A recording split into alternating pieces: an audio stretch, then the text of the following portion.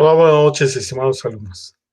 El día de hoy vamos a iniciar ya nuestra asignatura de economía, pero antes que nada quisiera darte la más cordial bienvenida a este nuevo ciclo escolar 2020-2021. Déjame comentarte que yo soy tu maestro, Enrique Romero Rosas, para servirte y pues obviamente estaremos a lo largo de este cuatrimestre interactuando en una asignatura que considero que es muy importante para ti que eres licenciado en Administración de la Tecnología de la Información. Ahorita vamos a definir por qué, que ese es algo muy interesante, ¿sale? Bueno, entonces, vamos a ver una pequeña presentación, espero que te guste, y obviamente espero tus comentarios en el transcurso de nuestra clase, ¿sale? Muchísimas gracias. Bueno, como te comentaba, pues el día de hoy vamos a hablar de economía, así se llama la materia, y vamos a dar el inicio de esta materia, ¿sale? Pero algo muy importante, es que yo quisiera que tú pensaras, ¿por qué la asignatura de economía es importante para un licenciado en tecnología de la información? O sea, ¿por qué tú debes de estudiar economía? Tú que a final de cuentas vas a ser licenciado en tecnología de la información. Bueno, déjame decirte algo muy importante, que hace muchos años Carlos Marx hablaba de factores de la producción. Y Carlos Marx hablaba y decía que si tú tenías esos factores de la producción, pues obviamente tú podrías ser empresario. ¿Cuáles son esos factores? La tierra, el trabajo, el capital, ¿sale? Tierra, trabajo y capital. Si tú tenías todo eso, pues obviamente tú podías, obviamente, ser empresario. Tú podías poner una empresa, ¿sale? Pero ¿qué crees? Pues obviamente ya en eso estamos hablando de la etapa de la revolución industrial, hace muchísimos años. En la primera revolución industrial, porque acuérdate que ha habido varias, ¿sale? Ha habido varias revoluciones industriales. Estamos hablando de la primera revolución industrial, entonces Carlos Marx hablaba de eso, que si tú tenías esos factores de producción, pues obviamente ya estabas del otro lado. Pero bueno, obviamente las cosas han cambiado, ¿estás de acuerdo? Y ahora, esos factores de la producción sí siguen siendo y se siguen considerando los mismos. Pero ¿qué crees? En el siglo XXI nosotros hemos obviamente sumado a uno más. Y ese es la información. Ya en nuestra clase estaremos ahondando en esta situación de por qué es tan importante para la economía la información. ¿Sale? Nada más quisiera comentarte algo. Dicen por ahí que la información es poder. Así de simple. La información es poder. Y en la economía, pues esto obviamente es cierto también.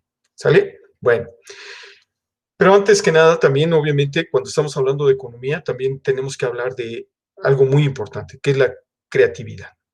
La creatividad es algo fundamental y donde nosotros vamos a tener que, así mira, abrir nuestra mente. ¿Por qué? Porque acuérdate que un problema no tiene una solución. Un problema tiene N soluciones. Y ya en nuestra clase estaremos dando el porqué de esta afirmación. ¿Sale? Bueno, ya entrando en materia, déjame decirte que la economía pues, es una ciencia social, ¿sale? Cuyo interés lo constituyen los modos que una sociedad organiza o se organiza a sí misma para satisfacer sus necesidades infinitas, escuchaste bien, necesidades infinitas de consumo, a través de un ciclo de producción, distribución e intercambio de beneficios finitos. ¿Sí te das cuenta? O sea, tenemos necesidades infinitas y tenemos beneficios finitos. ¿Estás de acuerdo? Bueno, ya también ahondaremos en esta situación en nuestra clase, ¿no? Porque esta situación de necesidades infinitas y beneficios finitos, que tienen un fin, que se acaban.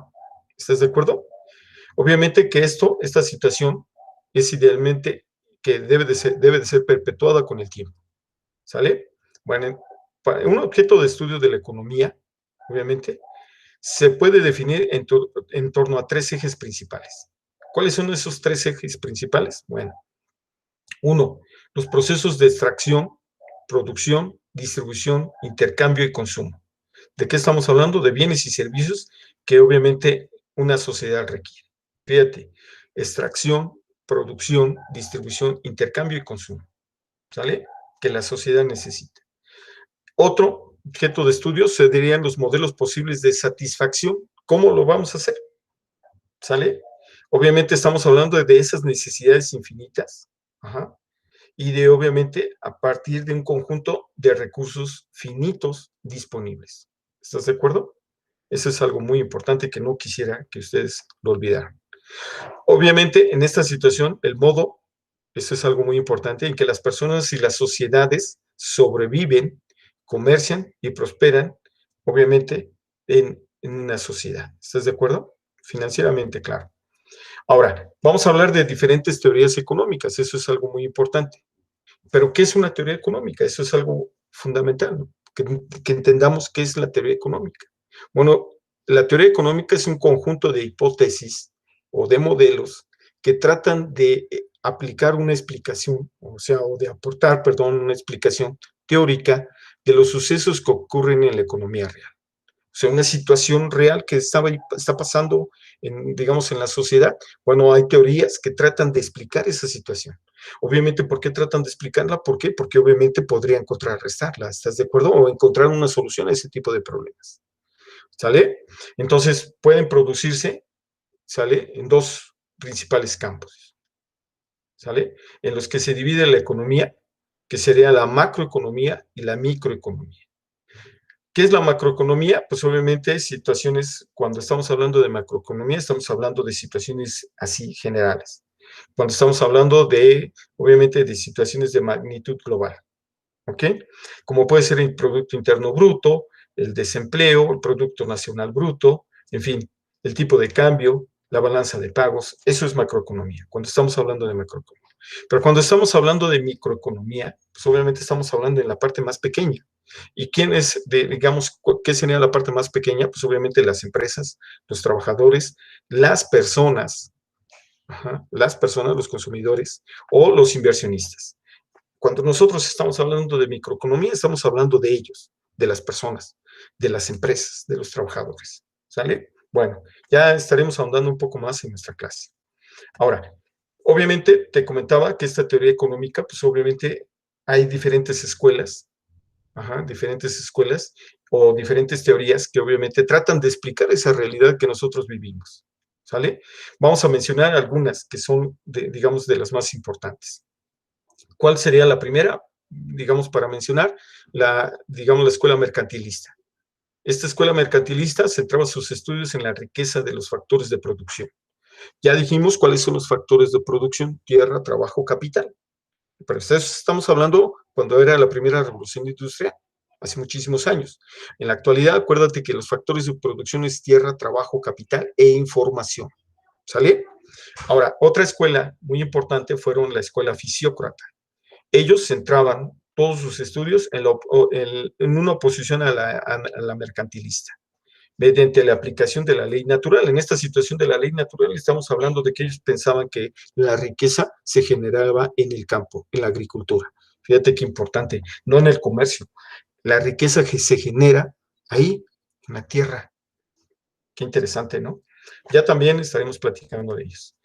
Otra escuela que también es muy importante en la economía es la escuela clásica, que trata de ampliar las hipótesis de la escuela fisiócrata y propician aún más el concepto de la laissez-faire. ¿Qué es la laissez-faire? Es dejar hacer. Y obviamente aportan su validez con la influencia de las leyes del libre mercado y de la oferta y la demanda. Aquí es algo muy importante porque cuando estamos hablando de dejar hacer, estamos hablando de que pues, sea la iniciativa privada la que haga las cosas, no el gobierno. ¿Sale? Fíjate, no el gobierno.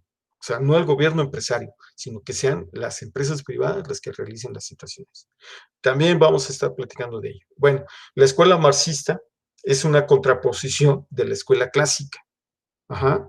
Y obviamente esta escuela marxista, obviamente es como una respuesta, ajá, a la situación que ha generado el capitalismo. Y obviamente hay un mayor aporte, ajá, de la teoría del valor trabajo. ¿Sale? Posteriormente estaremos hablando de la escuela keynesiana, ajá, y obviamente aquí hablamos de nuevos puntos de vista para la macroeconomía. Esto es algo muy importante, él se aboca más a la parte macroeconómica. Y por último, estamos hablando de la escuela monetarista, que se ocupa principalmente del estudio de los efectos del dinero sobre la economía en general. ¿Sale? Esto es algo muy interesante, ¿no? O sea, esta teoría, pues a final de cuentas, ubica muchísimo esta situación monetaria, de la masa monetaria. Ya estaremos platicando de qué significa eso. Y bueno, en la parte de abajo tú puedes ver las imágenes de los principales teóricos, ¿no? Bueno, cuando nosotros hablamos de un sistema económico, que esa es otra parte de los temas que vamos a desarrollar en nuestra clase, cuando estamos hablando del sistema económico, pues estamos hablando de la forma de organización de la economía. ¿Estás de acuerdo? Que una sociedad lleva a cabo para gestionar y administrar los recursos de los que dispone. Podemos diferenciar dos grandes tipos: aquellos que otorgan mayor poder al Estado y otros, aquellos que otorgan, obviamente, una importancia increíble a la liberación, a la libre determinación de los individuos, ¿sale? O sea, a la empresa privada. Obviamente, esta situación nos da como resultado pues, que haya dos sistemas muy importantes, que es el sistema capitalista, donde existe la libertad de mercado y la defensa de la propiedad privada, y un socialismo, que todos ustedes lo han de haber escuchado, donde hablamos una regulación del mercado y la defensa de la propiedad colectiva. También ya estaremos platicando, ahondando en ello. ¿Sale? Y también, obviamente, nuestro plan de estudios nos pide que hablemos de la racionalidad económica. ¿Qué es esa situación de la racionalidad económica? Bueno, pues la teoría económica hace referencia a las decisiones, todos tomamos decisiones, que toma el consumidor a la hora de la elección de bienes y servicios frente a sus recursos disponibles. Nosotros tenemos un recurso disponible y ¿qué hacemos? Tomamos la medicina, vamos a suponer como ejemplo, la medicina de patente, o tomamos la medicina genérica. ¿Estás de acuerdo? O la similar, porque esa es otra opción. Entonces, aquí la racionalidad económica te ayuda a determinar hacia dónde te puedes ir, a qué decisión tomar. Entonces, se parte de que el consumidor conoce todas las alternativas del mercado, las valora y elige la más óptima para su situación. ¿Sale? Esta racionalidad económica trata o consigue maximizar la utilidad del consumo. O sea, yo voy a obtener mayor utilidad, digamos, si me voy por tal marca, perdón, o tal producto. ¿Estás de acuerdo? Esa es la finalidad. Obviamente también van a existir discrepancias, ya que el comportamiento del consumidor no siempre será racional. Eso también lo estaremos platicando en nuestra clase. ¿Por qué? Porque siempre el consumo no es racional. ¿Estás de acuerdo? En fin. Bueno, muchísimas gracias. La verdad, les agradezco que hayan estado conmigo en esta presentación y pues obviamente nos estaremos viendo en nuestra clase. Muchísimas gracias. Bye.